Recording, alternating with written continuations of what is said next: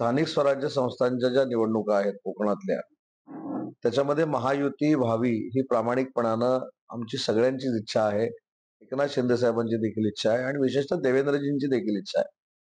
परंतु स्थानिक पातळीवरच्या लोकांनी, काही लोकांनी जे तोंड सोडलेलं आहे, ते योग्य आहे असं मला वाटत नाही. काल नितेशजींना ज्यावेळी सिंधुदुर्गामध्ये प्रश्न विचारला, त्यांनी अतिशय समर्पक उत्तर दिलं. माझं म्हणणं की असंच सगळ्यांनी उत्तर दिलं पाहिजे. त्यांनी काय सांगितलं, की बाबा एखाद्या पक्षाला जर युती करायची इच्छा नसेल, तर आम्हाला पण युती करायची इच्छा नाही. आम्हाला देखील पक्ष अशा पद्धतीची उत्तरं असली पाहिजेत. काही लोकं म्हणतात, की आम्ही इकडे फिरायला देणार नाही, काही म्हणतात तिकडे फिरायला देणार नाही. आम्ही आता नव्यानं आलोय म्हणून चिपळूणमध्ये घुसायला देणार नाही. असं असतं का? आता काही लोकांची हयात 7-8 वर्ष राजकारणातली, राजकीय हयात म्हणतो. तसं मी 27व्या वर्षी आमदार झालो. मी जिल्हा रत्नागिरी जिल्हा कोळून प्यालोय. त्याच्यामुळे म्हणून मला नाईलाजानं चिपळूणमध्ये सांगावं लागलं, की देवेंद्रजींचा आम्ही आदर करतो. देवेंद्रजींना मुख्यमंत्री म्हणून, महायुतीतले आम्ही मंत्री म्हणून कुठेही त्रास होऊ नये याची आम्ही दक्षता घेतो. स्वतः मी एकनाथ शिंदे साहेबांच्या नेतृत्वाखाली काम करतो. त्याच्यामुळे माझ्या एखाद्या स्टेटमेंटमुळं किंवा माझ्या एखाद्या वागण्यामुळं संघटनेतल्या एकनाथ शिंदे साहेबांना त्रास होऊ नये ही मी दक्षता घेतो. परंतु शांत आहोत त्याचा अर्थ हतबल देखील नाही आहोत ना. त्याच्यामुळे मला नाईलाजानं सांगावं लागलं, की कोणाला अशी खरोखरच जर रत्नागिरी जिल्ह्यामध्ये खुमखुमी असेल, तर आम्ही धनुष्यबाण चालवून दाखवतो. तो आम्ही चालवून दाखवला. त्याच्यामुळं महायुतीनंच लढायचं आहे. हे आजही पालकमंत्री म्हणून माझं मत आहे आणि या संदर्भात माझं प्रदेशाध्यक्ष रवींद्र चव्हाण साहेबांची चर्चा झालेली आहे. परंतु सिंधुदुर्गात काय होतंय, हे देखील बघावं लागेल ना. रायगडमध्ये काय होतंय, हे देखील बघावं लागेल.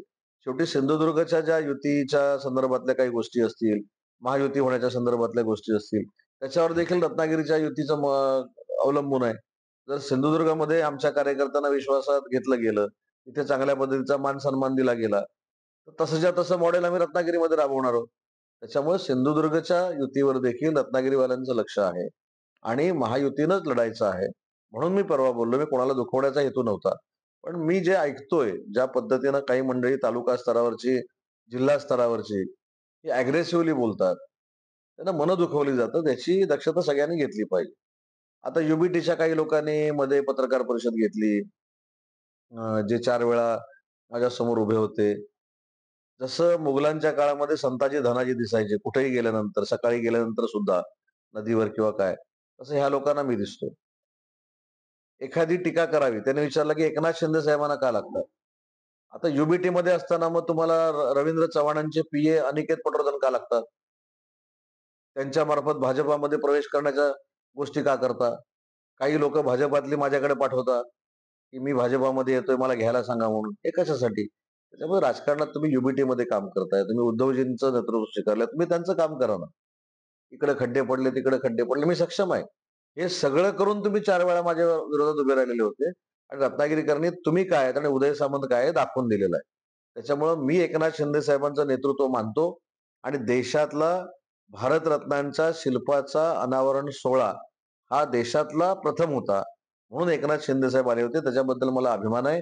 पण मी अनिकेत पटवर्धन जे रवींद्र चव्हाणांचे पीए आहेत, त्यांच्याकडे माझा प्रवेश घ्या, प्रवेश घ्या, प्रवेश घ्या. मला काहीतरी मिळवून द्या म्हणून मी कधीच गेलो नाही. आणि माझ्याकडे जे काही आले, की ह्यांना बीजेपीमध्ये जाताना अडचण करू नका. हे देखील माझ्याकडे पुरावे आहेत. त्याच्यामुळे राजकीय उगाचच मला कोणी शिकवू नये.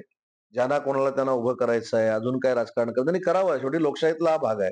पण टीका करू नये आणि त्यांना माझ्या पदाधिकाऱ्यांनी अतिशय चांगलं उत्तर दिलेलं आहे.